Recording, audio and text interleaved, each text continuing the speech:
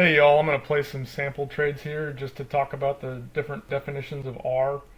So I'm going to put a trade on here with 5 NASDAQ contracts. I'm risking 10 points to make 15 points.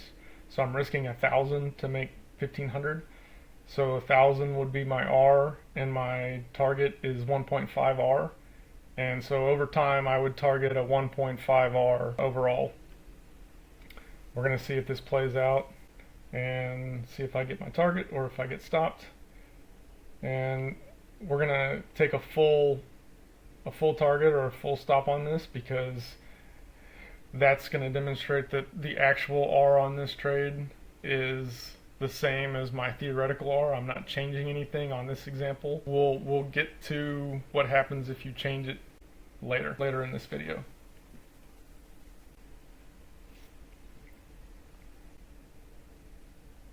So as you can see, I lost my trade. I got stopped out for a full R. I'm going to go ahead and take a fractional trade, a fractional R trade, just so you can see what that is. So in this one, I'm taking the same number of contracts, but with a smaller stop and a smaller target.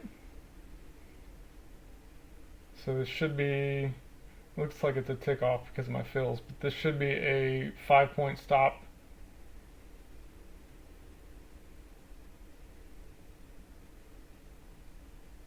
With a 7.5-point target.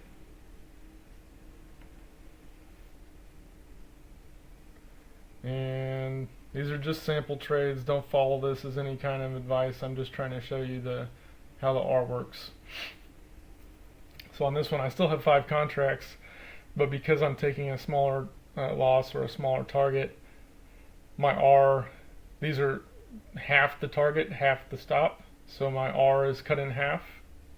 And so instead of a 1,000 by 1,500 risk reward, this was a 500 by 750 risk reward. And as you can see, I got my target. Now I'm going to show you a different kind of fractional R. So this one, I'm going to take fewer contracts, and that means that's going to change my R. And so as we go through these fractional R's or partial R's, you need to note that so that when you enter them in your trading journal, you can adjust your stop loss and your target amounts on those so that it measures R correctly over time. You don't want to have those all go in as having the same stop loss and the same target because it'll throw off your tracking. So this one is, I'm going for 15 points, risking 10, but I only have 2 contracts. So I'm only risking 400 to make 600. And so that's a 1.5 R, again, a 1.5 R target.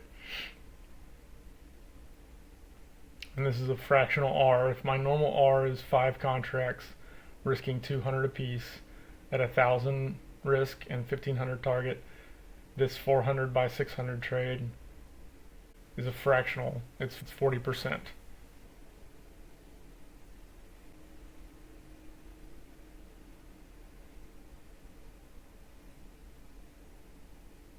Alright, so I got stopped, and once again that was a partial R, so I got stopped for 0.4 R. And again, I want to make sure to specify in my trade journal when I enter that trade or when I import that trade that was a partial R.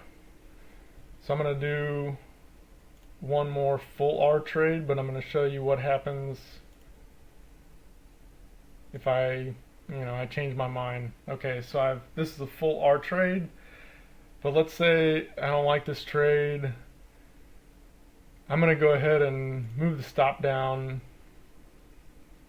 a little over 2 points, and I'm going to move this target way up to make it easier to hit. So you can see this trade now has a very different risk reward, but because I didn't make it as part of my plan, that's just going to go in as an actual R trade.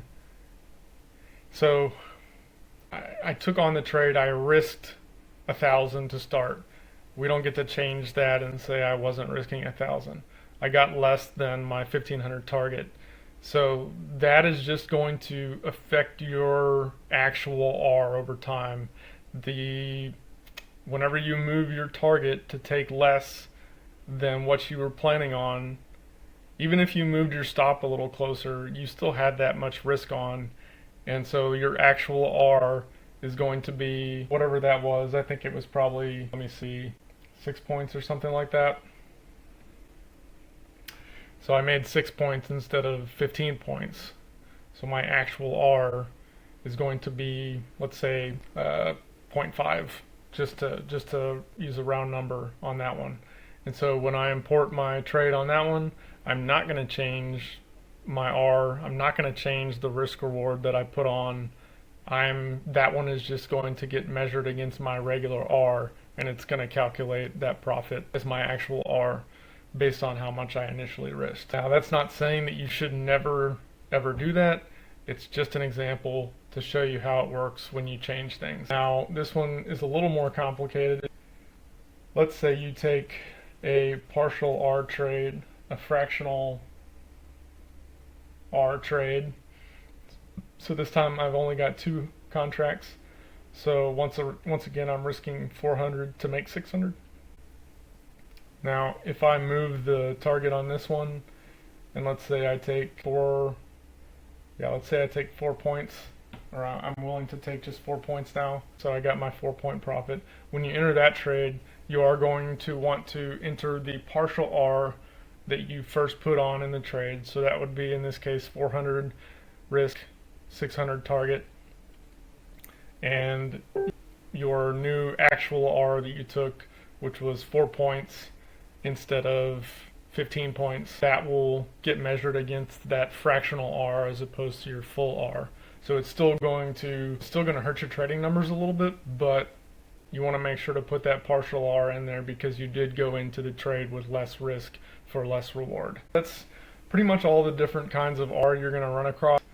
Just remember that what really matters the most is making sure that you track your initial risk reward that you were planning to take on the trade. So if your plan involves always scaling out, you need to still calculate what your actual dollar profit target should be based on that scaling strategy.